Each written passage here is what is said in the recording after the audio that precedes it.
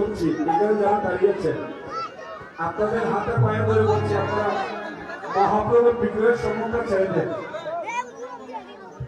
এইদিকে মহাপ্রভু, আচ্ছা আমার কথাটা আপনারা শুনুন, আমি কথাগুলো বলি শুনুন একটু।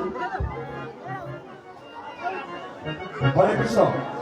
ভগবানের বিগ্রহের সম্মুখে যারা দাঁড়িয়েছেন আচ্ছা হরে কৃষ্ণ শুনুন। মহাপ্রভুর একটা বাজার শিরগ্রন্দন সপ্ত প্রদক্ষিণ করে কীর্তন মণ্ডল। এবার মহাপ্রভু কি করলেন, আমি কি বলেছিলাম আপনাদের চরণে ধরে বলছি আমরা নির্দেশে যে কৃপা তার বদলে যেন পাপ রাশি নিয়ে না যাই। প্রতিবাদ বাংলার ভূমি অনেক সময় পর্যন্ত কৃপা থাকে, আমরা কেন আমরা তাড়াহুড়া করবো।